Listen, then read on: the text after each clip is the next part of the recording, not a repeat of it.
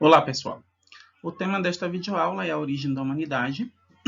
Se vocês observarem o plano de curso de História do primeiro ano, da primeira série do ensino médio, este é o primeiro tema, depois dos temas relacionados a fundamentos da história e a metodologia do trabalho científico. O primeiro tema que nós vamos tratar diretamente relacionado à história e à origem da humanidade.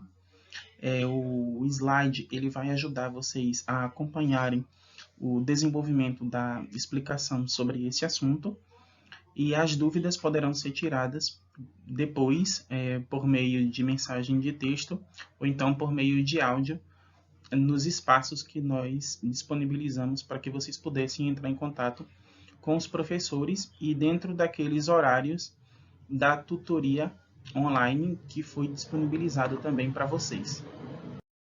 Quando falamos de origem da humanidade, obviamente nós começamos com a origem do homem, né, com a origem do ser humano. A origem do ser humano é um tema bem delicado, né, bem complicado, porque não existe apenas uma explicação sobre a origem do homem. Nós temos aí basicamente duas explicações sobre a origem do homem. A primeira delas é a linha de pensamento que nós chamamos de criacionismo, e a segunda é a linha de pensamento evolucionista. Essas duas linhas de pensamento elas são completamente diferentes, elas trazem ideias diferentes sobre como surgiram os primeiros seres humanos, como o homem surgiu. Primeiramente, nós vamos falar aí sobre o criacionismo. A linha de pensamento criacionista ela é baseada no pensamento sobrenatural. A ideia de que o ser humano ele surgiu a partir da criação por um ser superior, que pode ser um deus ou vários deuses. Isso vai depender da religião que a gente estiver falando, que a gente estiver analisando, e a ideia que essa religião tem sobre o surgimento do homem. Como aqui no Ocidente, e principalmente aqui no nosso país, em se tratando do nosso país, a principal religião é o cristianismo. O cristianismo ele traz uma ideia do surgimento do homem, da origem do homem, com base na crença do livro sagrado que é adotado, que é a Bíblia. Então, lá no livro do Gênesis, primeiro livro da Bíblia, existe o relato sobre a criação do homem, o primeiro casal de ser humano, Adão e Eva. Esse é o relato da criação do homem na religião cristã. Quando a gente fala de outras religiões, os relatos sobre a origem do homem, eles vão sofrer algumas mudanças, né? Se a gente pegar, por exemplo, a religião dos egípcios antigos, a gente vai ter um relato diferente sobre a criação do homem. Se a gente pegar a religião grega, a gente vai ter um relato diferente. No hinduísmo é um relato diferente. De maneira geral, o criacionismo são essas narrativas sobre a origem do ser humano e que o ser humano ele foi criado por um ser superior, um deus ou vários deuses. Então, essa é a ideia da linha de pensamento criacionista. Já a segunda linha de pensamento, né, o evolucionismo, ela explica o surgimento do homem por meio do que é considerado uma teoria científica, né? É a teoria mais aceita sobre a origem do homem quando a gente fala de ciência. Essa teoria ela é baseada na teoria da evolução, que foi desenvolvida pelo naturalista inglês Charles Darwin. A teoria da evolução ela tenta explicar como surgiram os primeiros seres vivos e como esses primeiros seres vivos que evoluíram a partir de células muito simples até chegar em organismos extremamente complexos. E essa mesma teoria ela também explica o surgimento do homem a partir da evolução de um primata primitivo que viveu há milhões de anos atrás e que esse primata ele evoluiu dando origem a diferentes gêneros. Entre esses gêneros estaria o gênero humano, né? A gente vai ver lá depois que existem dois gêneros diferentes de hominídeos, e esses dois gêneros incluem o Australopithecus e o gênero Homo, que deu origem ao homem moderno. Então, esse primata primitivo, ele deu origem tanto ao gênero do Australopithecus como ao gênero Homo, mas também ele deu origem a orangotangos, chimpanzés e gorilas. E essa teoria do Charles Darwin, inclusive, ela já foi mal interpretada por muitas pessoas que falam que a teoria de Darwin diz que nós descendemos do macaco, né, que é uma visão totalmente errada, totalmente equivocada em relação à teoria do Darwin. O que Darwin falou, na verdade, em sua teoria da evolução das espécies, é que o ser humano e os chimpanzés e gorilas, eles têm um mesmo ancestral comum, que seria esse primata primitivo que evoluiu de maneiras diferentes, dando origem a gêneros diferentes. Lembrando aí que esses diferentes gêneros, eles se encaixam dentro da família dos primatas. Então, essas são as duas principais teorias. O criacionismo, de que o ser humano ele surgiu a partir da criação por um ser superior, um deus ou deuses, e a teoria evolucionista, que diz que o ser humano ele evoluiu a partir de espécies anteriores, né? No caso aí, a partir de um primata primitivo que teria dado origem ao ser humano atual, né? Evoluindo a partir daí, dando origem ao ser humano atual. Existe uma outra teoria, essa teoria é a do design inteligente.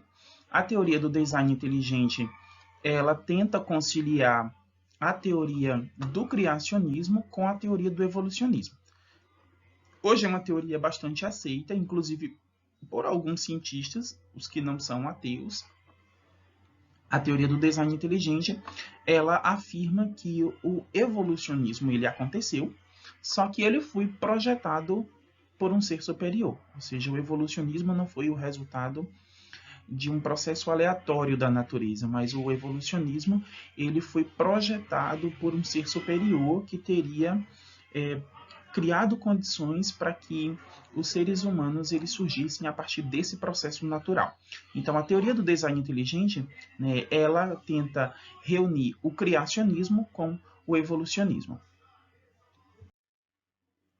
Bom, o que são esses primeiros hominídeos que a gente falou anteriormente?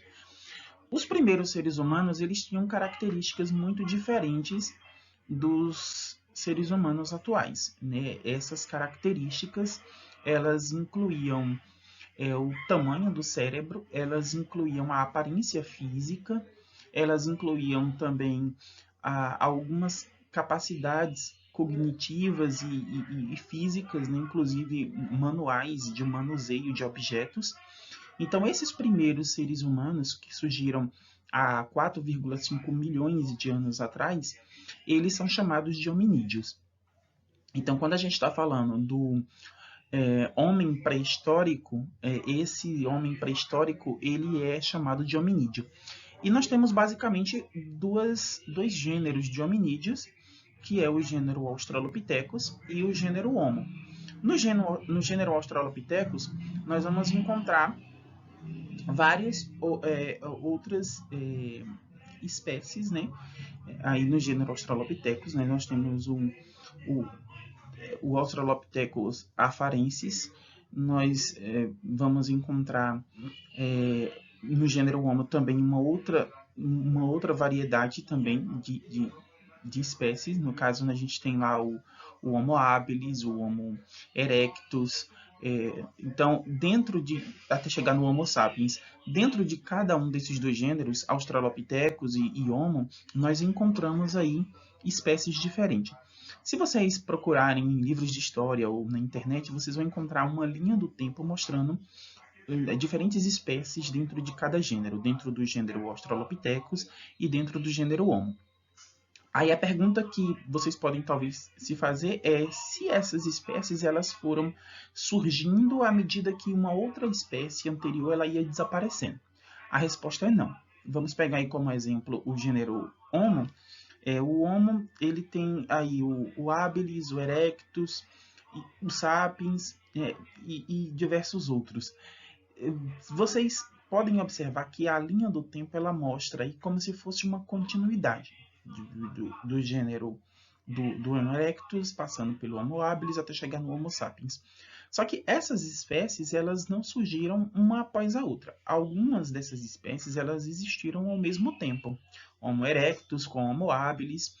E à medida que essas espécies elas foram se adaptando ou não às condições ambientais, às condições climáticas e sociais ali de alimentação, de sobrevivência nesse território pré-histórico que era extremamente hostil, eles foram desaparecendo ou não.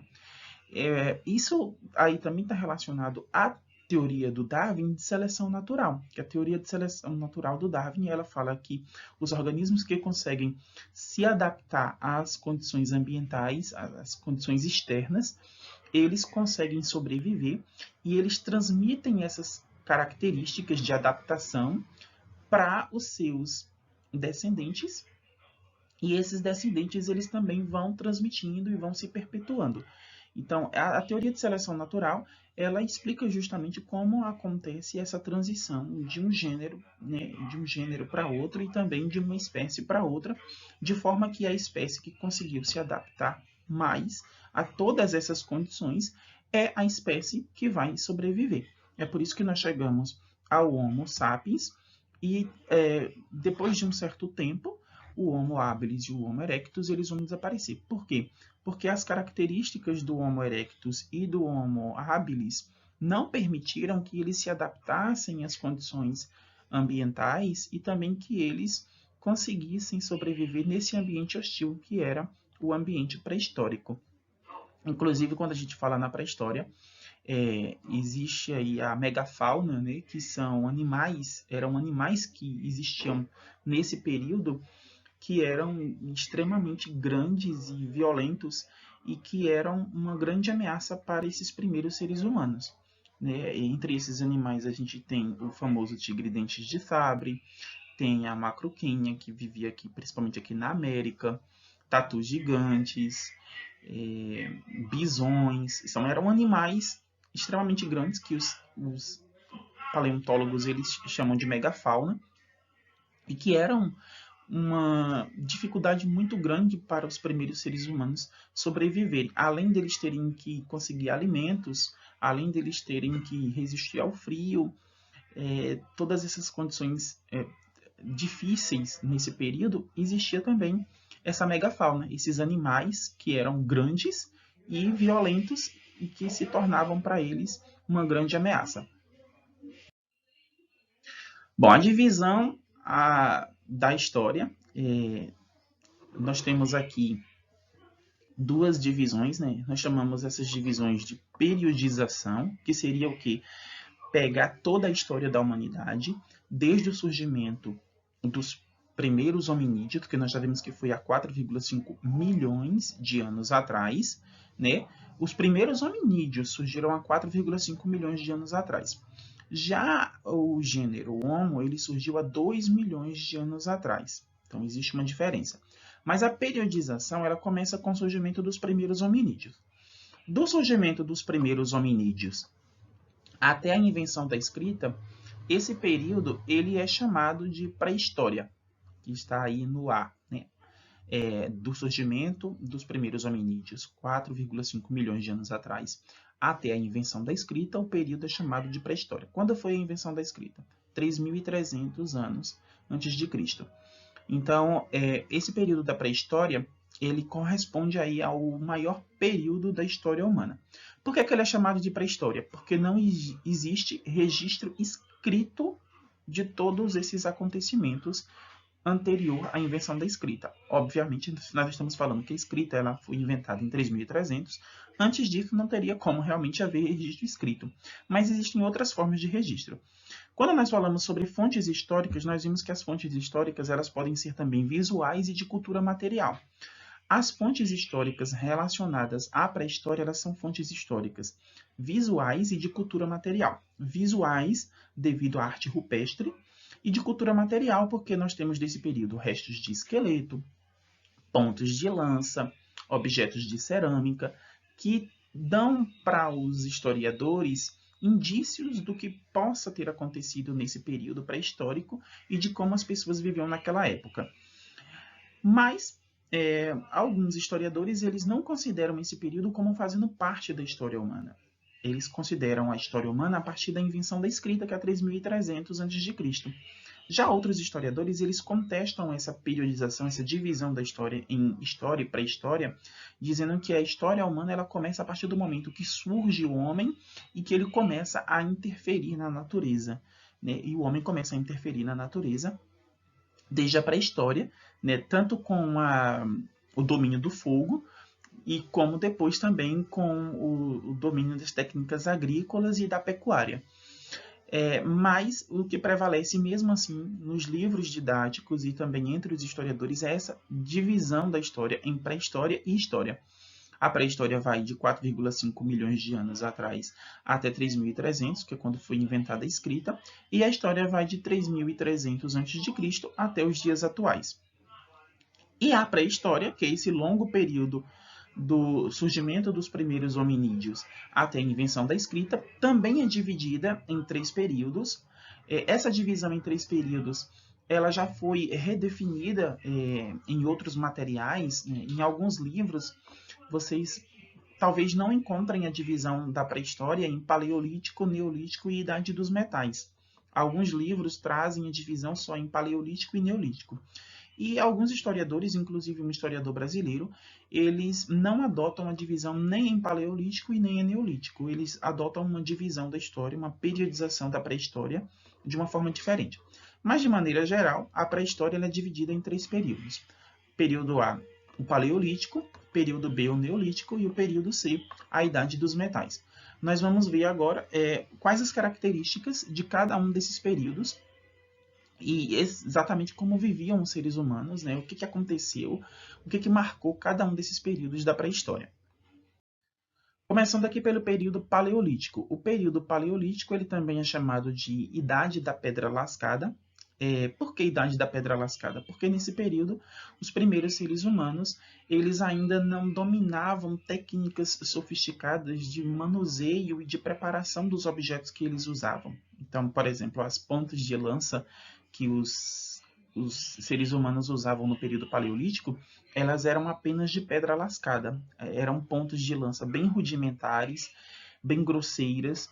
Elas não tinham uma eficiência muito grande, principalmente para se usar para o abate, né, para caça, e isso dificultava um pouco as atividades do dia a dia.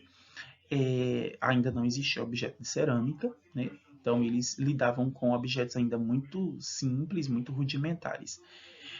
Só depois também que o ser humano ele vai dominar o fogo e que vai passar a preparar os alimentos. Logo no início do período paleolítico, os alimentos que eram consumidos pelos primeiros seres humanos eram consumidos cru, inclusive carne. Eles comiam carne crua, né? Eles abatiam os animais e comiam a carne crua. Claro que isso dificultava a digestão, é tanto que esses primeiros seres humanos aí, eles não eram muito bem desenvolvidos biologicamente, né? Devido à má alimentação que eles tinham. Uma outra característica do período paleolítico é que esses primeiros seres humanos eles eram nômades, né? Eles viviam migrando, saindo de uma região para outra. Por quê? Porque esses primeiros seres humanos eles eram caçadores e coletores. Eles ainda não tinham desenvolvido nem a agricultura nem a pecuária, então eles viviam da caça e da coleta. Né? A coleta se baseava em frutos e raízes, né, cereais que eles poderiam conseguir diretamente ali na natureza. E a caça, né, que eles usavam aí essas ferramentas ainda muito simples para o abate de animais para sua alimentação. Então, o que acontecia? Eles se estabeleciam, se fixavam em uma região e começavam a caçar ali os animais e a coletar frutos, raízes e cereais até isso se esgotar. Né? Quando se esgotavam os frutos e também as raízes e os cereais daquela região, e os animais acabavam fugindo devido às atividades de caça constantes, né? Eles passavam a caçar rotineiramente naquele território, então em determinado momento os animais eles fugiam, eles abandonavam o território, justamente porque percebiam que estavam sendo caçados com muita frequência. E quando isso acontecia, quando se esgotava os cereais, as frutas e as raízes, e quando os animais eles fugiam daquela região, esses primeiros seres humanos eles eram obrigados a ir para uma outra região. Então eles eram nômades, eles migravam de uma região para outra, justamente em busca de alimentos. Uma outra característica do período paleolítico é a arte rupestre. A arte rupestre, nós podemos aí destacar dois aspectos, que seria as pinturas rupestres que eram feitas no interior das cavernas. Essas pinturas, algumas delas são apenas pinturas de símbolos, né, que são grafismos, e outras são pinturas figurativas. Né, elas tentam mostrar cenas do dia a dia desses primeiros seres humanos. As pinturas rupestres, elas são explicadas de várias formas. Uma delas, a mais curiosa, é que para alguns historiadores elas tinham um caráter ritualístico. Os primeiros seres humanos, eles supostamente pintavam cenas de caçada nas paredes das cavernas com o objetivo de promover, fazer com que isso se tornasse real. Ou seja, eles queriam ser bem-sucedidos em uma caçada e eles pintavam essa caçada nas paredes das cavernas, acreditando que isso faria com que eles tivessem realmente uma boa caçada. Então, a pintura rupestre teria um caráter de ritual. Ela serviria para que aquilo que eles pintaram nas paredes das cavernas acontecesse realmente. Se a gente analisar isso direitinho, isso vai ter relação com algumas outras formas de pensar que surgiram depois na antiguidade, inclusive com algumas formas de pensamento da filosofia, se a gente analisar bem com a filosofia de Platão. E um outro aspecto da arte rupestre são as esculturas, principalmente as esculturas das estatuetas que são chamadas de Vênus. Eu coloquei aqui essa imagem de uma das estatuetas de Vênus. Essas estatuetas de Vênus, elas mostram mulheres com duas características bem opostas, né? Ou são mulheres assim bem rechonchudas, que nem essa que eu coloquei aqui, ou são mulheres bem magras, né? Bem esbeltas. Essas estatuetas, elas são associadas à fertilidade a maior parte do tempo. Essa característica aqui da mulher com seios grandes, vocês podem observar que ela tem aqui o abdômen bem protuberante, né, bem avantajado. Essas características estão associadas à fertilidade. Elas são chamadas de Vênus porque uma das teorias é de que essas estatuetas de mulheres representavam divindades femininas, eram deusas, uma espécie de deusas que eram cultuadas na pré-história. E como na pré-história a alimentação era o principal aspecto do dia a dia, era a principal preocupação do dia a dia, a fertilidade era uma das preocupações, né? Se existia ali alimento suficiente para toda a aldeia, para toda a tribo, se existia alimento suficiente para todo o clã. Então a preocupação era muito com a fertilidade, se o solo ia produzir, se ia ter chuva, se ia ter condições favoráveis ao cultivo, se ia ter uma grande quantidade de animais para o abate, para a alimentação. É por isso que essas divindades, as Vênus, elas estão associadas muito à fertilidade. Isso acontece em toda a pré-história e também na antiguidade. As primeiras deusas, os primeiros deuses, eles são muito associados à fertilidade. Quando a gente fala em fertilidade, não é só a fertilidade humana, né? A capacidade de procriar, de gerar filhos, mas a gente está falando também a fertilidade da natureza, a capacidade da natureza de fornecer os seus produtos, né? Tanto vegetais como animais, para o consumo humano, para a sobrevivência humana. Período Neolítico. No período Neolítico há uma grande mudança, porque aqui os seres humanos eles deixam de ser caçadores e coletores e eles se tornam agricultores e pastores. Né? Tem um historiador brasileiro, o Jaime Pinsky, que ele destaca muito bem essa transição de caçadores e coletores para agricultores e pastores, porque isso fez uma grande diferença para a humanidade. Primeiro porque o ser humano deixou de ser nômade, né? Ele passou a ser sedentário. E sedentário aqui não é aquela pessoa que não gosta de atividade física. Né? Os primeiros seres humanos eles se tornam sedentários no sentido de que eles se fixaram em uma determinada região. Eles pararam de sair de uma região para outra, de migrar de uma região para outra. Eles se fixaram em uma só região. Por quê? Porque eles desenvolveram uma agricultura, então agora eles mesmos cultivavam os seus alimentos, eles plantavam cereais, eles plantavam frutas, verduras, legumes, então eles não precisavam mais sair de uma região para outra para coletar esses cereais, essas frutas e esses legumes. E segundo, porque eles também passaram a criar os animais, eles domesticaram animais, né? Eles passaram a domesticar os animais, então eles também se tornaram pastores. E com isso, né, os animais disponíveis para o abate e cereais e frutas também disponíveis para o consumo, eles não precisavam mais ficar saindo de uma região para outra, então eles se fixaram em uma região só. Então, essa mudança tão grande na forma de vida aí dos primeiros seres humanos, ela é chamada de Revolução Neolítica, né? A Revolução Neolítica ou Revolução Agrícola, que é a partir daí que os primeiros seres humanos eles passam de fato a se estabelecer em uma região. Com isso, nós vamos ver o surgimento de famílias mais extensas, de famílias maiores, que nós vamos chamar essas famílias maiores de clãs.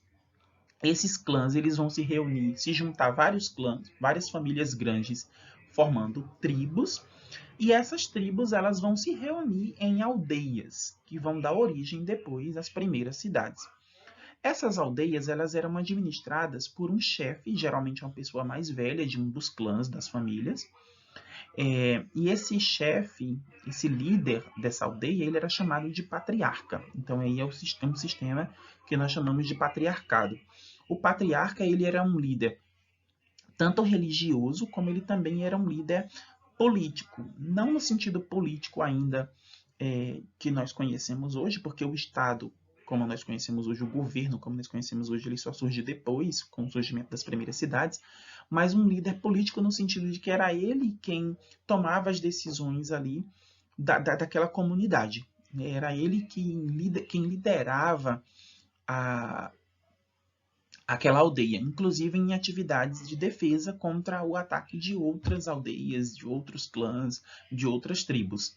Então ele também era, além de um chefe religioso, ele era um chefe político e um chefe militar. Um líder político, religioso e militar, o patriarca.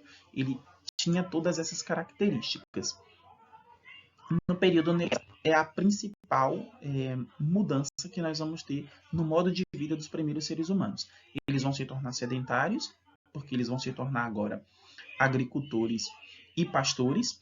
Eles vão se organizar em clãs, que são famílias extensas. Esses clãs vão se organizar em tribos e as tribos vão se organizar, se reunir em aldeias, que vão dar origem depois às primeiras cidades. Essas aldeias elas vão ser lideradas pelo patriarca, que é esse líder religioso, político e também militar. Formação das cidades, né? Então, nós vimos aí que essas aldeias, elas vão crescer à medida que o tempo vai passando, elas vão crescer e vão acabar se tornando nas primeiras cidades. Para que surgiu as cidades? Por que surgiu as cidades? O principal motivo foi que era necessário administrar a vida social, ou seja, era necessário administrar a vida em grupo ali. Nós vimos que vários clãs foram se reunindo, formando tribos, e essas tribos foram se reunindo formando aldeias. À medida que o tempo foi passando, as aldeias foram crescendo. Essas aldeias foram crescendo porque a população foi aumentando. E a população foi aumentando porque a alimentação desses primeiros seres humanos ela foi melhorando. Bom, nós já estamos falando aí do domínio do fogo. E se eles estavam dominando o fogo, eles já dominavam também a agricultura, eles já dominavam a pecuária. Na Idade dos Metais, que nós vimos lá, foi o terceiro período da pré-história, foi a Idade dos Metais. Na Idade dos Metais, eles passaram a fundir metais, né? O primeiro metal que o ser humano ele passou a derreter para fabricar instrumentos foi o cobre. Depois ele passou a usar o bronze, que é uma mistura do cobre com o estanho, né? É uma liga metálica. Então, com também essa fundição de metais, né, eles passaram a fabricar ferramentas mais eficientes, tanto para a caça como para as atividades do dia a dia. Então, a alimentação desses primeiros seres humanos ela foi melhorando muito. Com a melhoria na qualidade da alimentação, né, passaram não se alimentavam mais de alimentos crus, né, não comiam mais carne crua. Isso melhorava o processo de digestão, isso dava para eles mais condições de crescer em número. Então, houve um aumento da população. Com o aumento da população, as aldeias também aumentaram. Além disso, surge também aí o comércio, né? Só que quando nós estamos falando de comércio na pré-história, a gente está falando de escambo, da troca de mercadorias. Não existia moeda, né? Não é o comércio como nós conhecemos hoje, de forma alguma. Até na história, o comércio ele vai sofrer várias alterações até chegar ao modelo atual. E na pré-história, o comércio que a gente fala era por meio do escambo, por meio da troca de mercadorias. Inclusive, é uma curiosidade bem interessante. A primeira mercadoria que os primeiros grupos humanos trocaram não eram mercadorias para o consumo, né? Eram uma mercadoria diferente. Porque o escambo era para que tribos e aldeias pudessem se abastecer daquilo que eles não produziam, daquilo que faltava. Então eles trocavam uma mercadoria pela outra. Se uma aldeia tinha uma mercadoria, mas ela não tinha necessidade, e a outra aldeia tinha uma mercadoria que ela tinha necessidades, eles iam lá e trocavam. Então o aumento da população, que aumentou também as aldeias, e o surgimento do comércio, dessa troca de mercadorias, acabou exigindo uma forma de administração de toda a comunidade. A partir disso é que surgiram as cidades. Eles passaram a se organizar em cidades. E nós percebemos que as cidades elas surgem nesse momento próximas a grandes rios, né? Inclusive, quando a gente vai estudar a antiguidade oriental, que é onde surgiram aí as primeiras civilizações, Mesopotâmia, Egito, né? Isso falando aqui do Oriente Próximo, nós vamos perceber que as primeiras cidades elas surgem às margens de grandes rios, né? É o que a gente chama de civilizações hidráulicas. As primeiras civilizações elas são civilizações hidráulicas, porque elas surgiram nas margens de grandes rios. Em relação o primeiro produto que eu falei que eram trocados eram as mulheres, né? O primeiro produto que a humanidade passou a trocar de uma tribo para outra eram as mulheres. Isso por quê? Porque em determinado momento as únicas mulheres que existiam na tribo eram já mulheres que eram parentes de todos os homens. Então eles não podiam se relacionar com essas mulheres, casar com essas mulheres, ter filhos com essas mulheres, porque eram parentes. Então eles se juntavam duas, três tribos e trocavam as mulheres de uma tribo para outra. Então os antropólogos, principalmente, eles falam, né, dessa questão de que o primeiro elemento a ser trocado entre as tribos pré-históricas, né, o primeiro elemento a ser feito a troca ali na pré-história não foram produtos de consumo, foram as mulheres. O surgimento do Estado, né? Aí agora a gente já está falando de civilizações, né, de cidades mais complexas, a gente já está falando do surgimento das primeiras civilizações, porque as primeiras civilizações elas se organizavam em torno do Estado. O que é o Estado? Para vocês entenderem de uma forma bem simples, o Estado é o governo, né? É a instituição governamental que controla hoje os países. Só que os países ou as nações, os estados-nações, eles só vão surgir muito tempo depois. Neste momento aqui da pré-história, o Estado é o governo inicial ali, aquela organização política, governamental inicial. E por que essa organização política ela surgiu ali na pré-história. Graças ao quê? Ao surgimento de excedente agrícola, ou seja, passou a sobrar mercadorias, né? Passou a sobrar produtos, passou a sobrar cereais, passou a sobrar frutas, passou a sobrar verduras. Então tinha um excedente agrícola que precisava ser comercializado com outras cidades, que precisava ser comercializado com outras tribos, com outras aldeias. Quem ia cuidar dessa administração econômica? Porque quando a gente fala agora de comércio, a gente está falando de economia. E quando a gente fala de excedente, a gente também está falando de economia. Então, quem ia cuidar da parte econômica? Além disso, outras atividades econômicas também passaram a surgir. Né? Não foi só o comércio, outras atividades econômicas passaram a surgir. Além dessas duas características, né, o excedente agrícola e a diversificação das atividades econômicas, veio também a questão dos conflitos entre as cidades, do conflito entre as aldeias, do conflito entre as tribos, os conflitos, na verdade, né? Então, começou a existir uma necessidade também de organizar um exército para defender a cidade, para defender a aldeia, para defender a tribo, para defender o território. Quem ia cuidar de tudo isso? Então, o Estado ele surge para suprir, para organizar tudo isso, para organizar as atividades econômicas, para organizar a vida social nas cidades, para organizar um exército profissional para defender as cidades. E o surgimento do Estado também está relacionado a uma outra coisa extremamente importante, que é a propriedade privada. Os primeiros grupos humanos, eles não estabeleciam propriedades, né? Não existia propriedade privada, existia uma propriedade coletiva. Os campos pertenciam a toda a comunidade, os produtos pertenciam a toda a comunidade, as casas, locais públicos, não existia a ideia de que um indivíduo ele era dono de algo, não existia uma propriedade particular, uma propriedade privada. A propriedade privada ela surge justamente depois que as cidades elas passam a ter mais importância, elas passam a crescer, e aí agora alguns grupos eles vão começar a fixar certas restrições, e essas restrições incluem aí as propriedades que eles vão se apoderar. Então aí agora nós vamos ter pessoas que vão ter grandes territórios, né, que vão ter grandes propriedades rurais, vamos ter pessoas que vão ter casas, então surge aí a propriedade privada. E quando surge a propriedade privada, também a diversificação das atividades econômicas, vai ter uma necessidade também de ter alguém responsável para organizar tudo isso, para dirigir as obras públicas, para arrecadar os impostos, porque agora, para cuidar da cidade, a gente precisa de quê? De recursos, né? E esses recursos vão ser conseguidos como? Por meio da tributação, por meio da cobrança de impostos.